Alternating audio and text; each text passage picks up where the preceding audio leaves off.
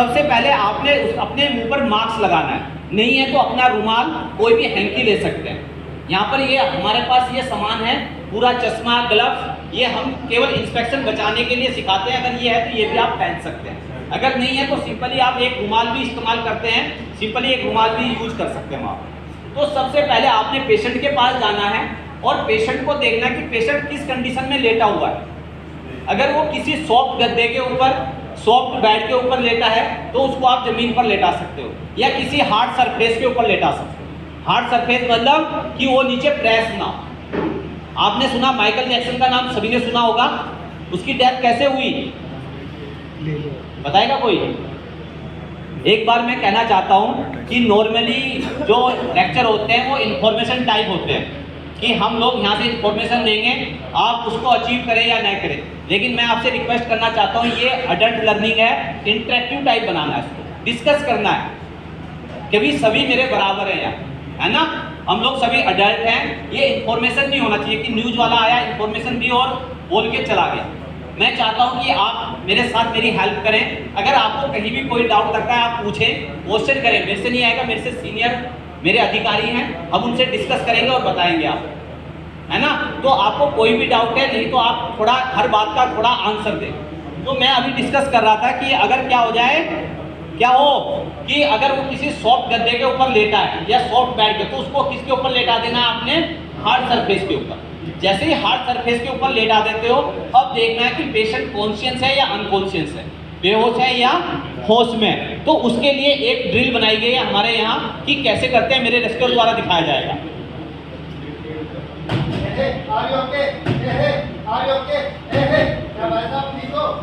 इस टाइप से आप उसको हिला डुला कर किसी भी टाइप से देख सकते हो।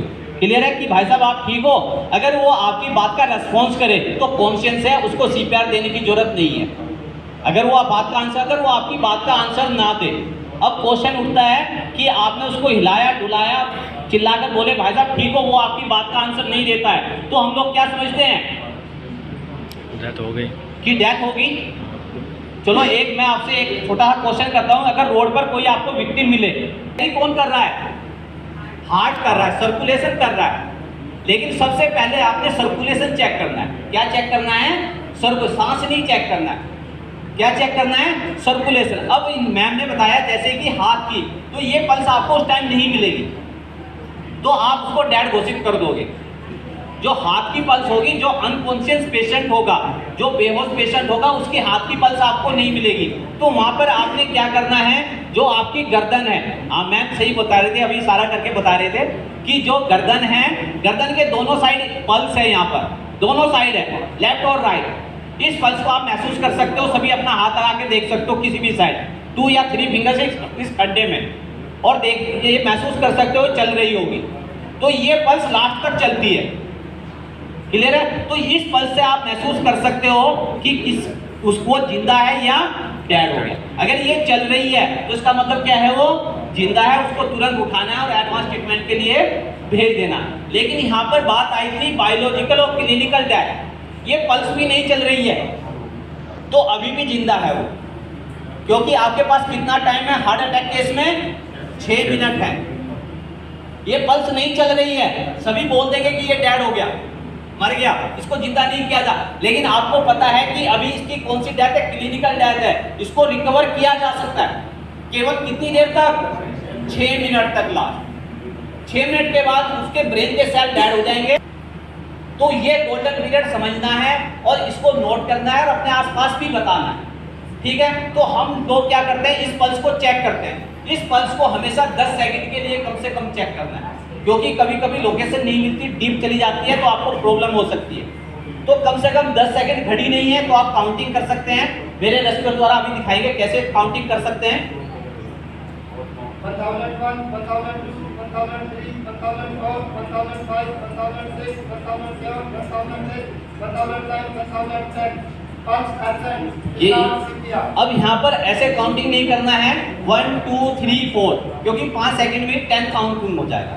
तो आप 1001, 1002 या 1001, 1002, 1003, 10 सेकंड काउंटिंग घड़ी है तो घड़ी में देख के आपने काउंटिंग करने की जरूरत नहीं है, सिंपली आप इस पल्स को चेक कर सकते हैं।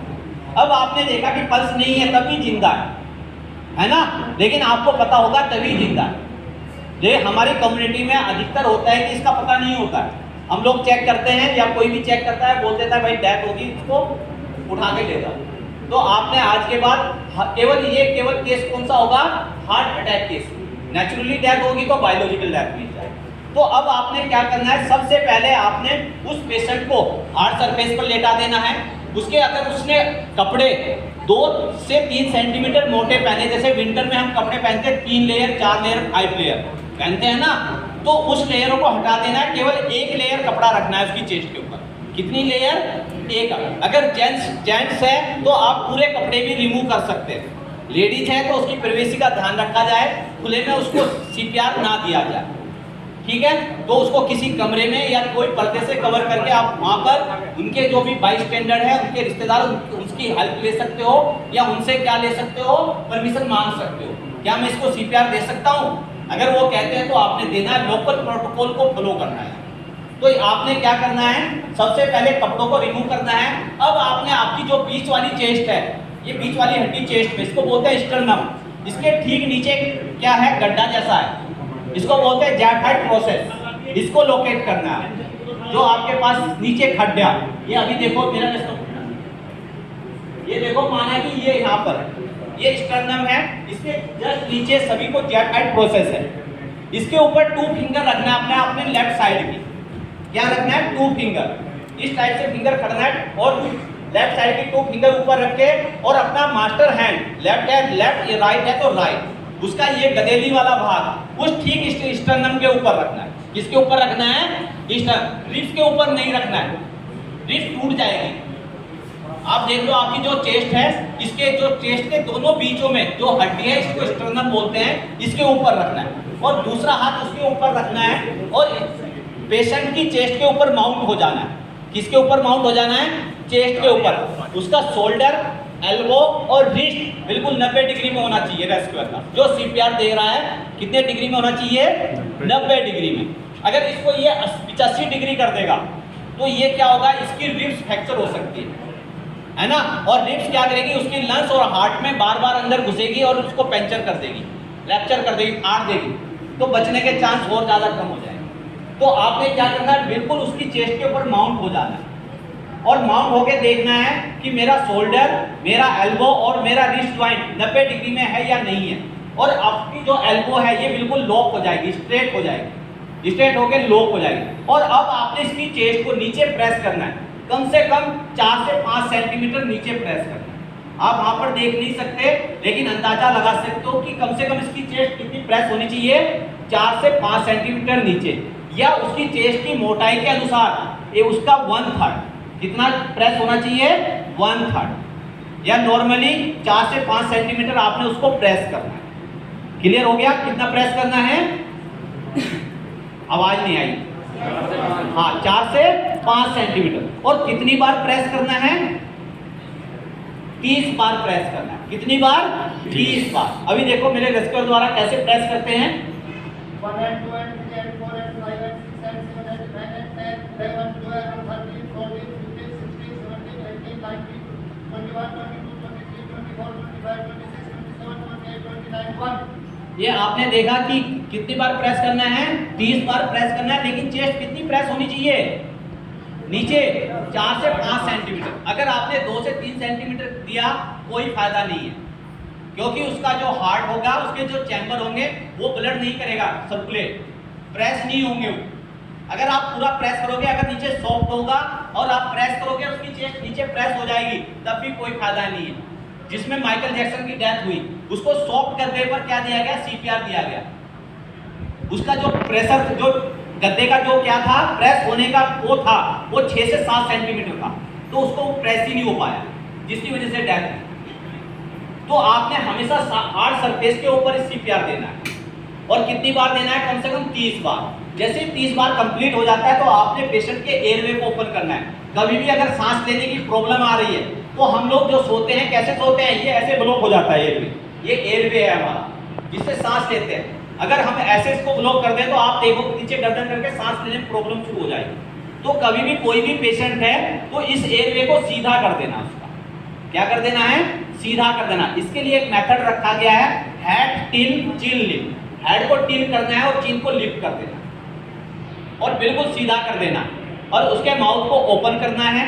माउथ को ओपन करने के बाद माउथ टू माउथ 2 वेंटिलेशन देना, क्योंकि हार्ट एक्टिवेट हो गया, सर्कुलेशन चला है, लंग्स में गया, लेकिन लंग्स में अब क्या चाहिए, हमें ऑक्सीजन चाहिए। तो ये माउथ टू माउथ ऑक्सीजन देगा उसको। क्या देगा? माउथ टू माउथ ऑक्सीजन देगा। तो ऑक्सीजन कितनी देगा, कोई बताएगा? होते हैं कि हम तो कार्बन डाइऑक्साइड छोड़ते हैं, लेकिन उसमें हम ऑक्सीजन भी छोड़ते हैं। नेचुरली अगर वातावरण में हम बात करें तो 21% ऑक्सीजन होती है, जो 5% हम ऑब्जर्व करते हैं और 16% वापस छोड़ते हैं। कितने परसेंट छोड़ते हैं वापस? 16%। वो 16% ऑक्सीजन इसके अंदर जाएगी, है ना। तो इसके लिए आपने अपने लेफ्ट हैंड के थंब और इंडेक्स फिंगर से उसकी नोज को पिंच कर देना है और माउथ टू माउथ कम से कम 1 से 1.5 सेकंड लंबा सांस देना है। कितना लंबा सांस? 1 से 1.5 पूरा लंबा सांस अंदर भरना है, तब इसको देना है। देखो मेरे रिस्कर द्वारा,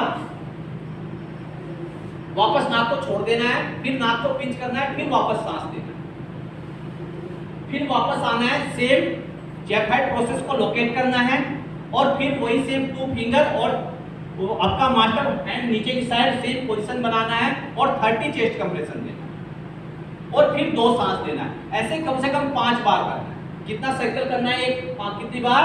5 बार। जैसे ही 5 का कंप्लीट हो जाता है, 30 चेस्ट कंप्रेशन, 2 सांस, 30 चेस्ट कंप्रेशन, 2 सांस, ऐसे 5 बार कर देते हो। उसके बाद आप इस पल्स को चेक कर सकते हो। तो 90% चांस है कि पल्स वापस आ जाएगी। कितने परसेंट है? 90%। ये पल्स वापस आ जाता है। जब तक आप